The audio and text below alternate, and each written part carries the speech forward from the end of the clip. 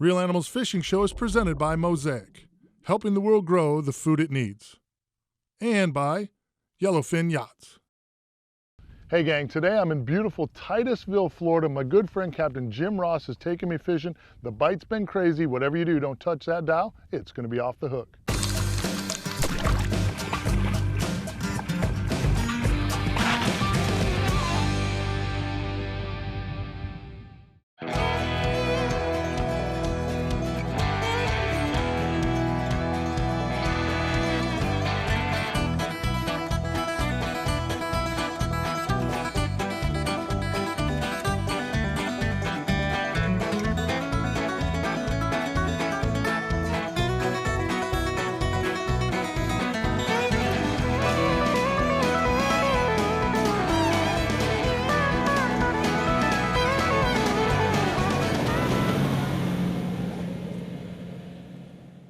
We made about a 4-mile run from the boat ramp here in Titusville. Jim's been working a couple of schools of fish on this long bar here. Water's down a little bit. This is a real interesting area when it comes to tides. The tide doesn't move quite as much as it does in some of the other places, so it's interesting how, you know, from one day to day things change pretty quick. But we found a school of redfish as soon as we got here. They're a little jonesed out this morning, but hopefully we'll pick one or two up here.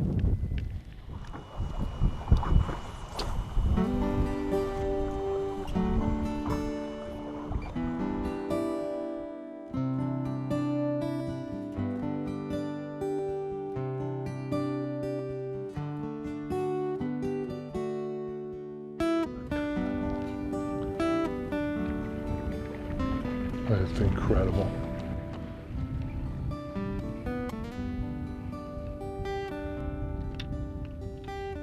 See the boil, but where'd they go? They lost the color.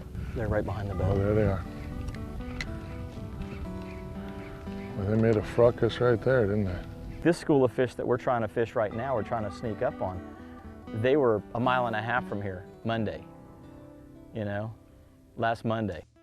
So they moved a pretty long way. They're still, you know, milling around and doing what they do, but they've gone 1.5 miles in a week's time. Right. You can't go to this point because at this stage in the tide, the fish are going to be staged there. Sure. You can't go to that oyster bar. You can't go to that drop off. And you lose that trigger effect. Yes. We always get a trigger effect. As soon as the tide starts moving to go out in certain spots, the bite fires off. Exactly. Or it starts to come in certain spots, the bite fires off. Here, that's not the trigger factor. No, it's more barometer, moon phase, and actually wind direction can create a lot of bite for you. Like this morning we have a southwest, so we should see some pretty decent action hopefully. We do have a cold front coming in, which is kind of weird for late June. I mean, It's the 29th of June. Right. It's odd to say that we're having a cold front coming, but we have a cold front coming of whatever. So we're going to see a fluctuation in the barometer that may trigger them. But the thing about it is like you were saying, there's no flow of water trigger, and because there's no flow of water trigger, you can't really predict what the fish are going to do from day to day. Right. And one of the benefits to it is if the bite's going on, then there's nothing to turn the bite off. You don't run out of tide. Good point. Okay. Sure. So if you get a good bite going, you can get an all-day bite. Right. But then again, if you don't have anything going for you, it could be a long day out there. Nothing to turn it on. Boy, I picked that up with them right on top of it. They didn't like it one bit, bro. Really?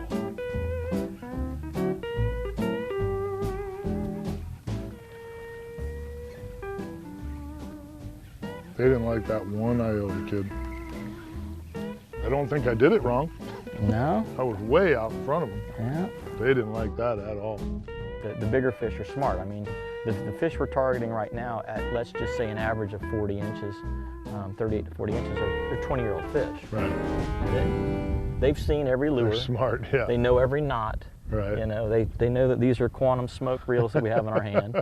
And you don't just drive up to them and cast at them.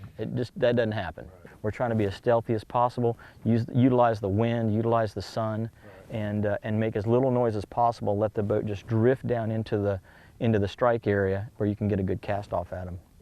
I love it when they wave at me, except when they don't eat when they do it. They're waving by. Uh-huh.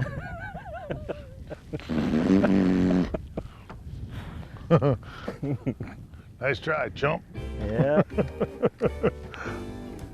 I don't really see this school anymore, Mike. Maybe we'll pick up and move and go try and do some other types of fish. We'll run around and see what else there is to see. All right, I'm in. All right, let's do that. You know, you do realize it's extremely hard for me to wave goodbye to 40-inch redfish, right? We might come back and revisit that.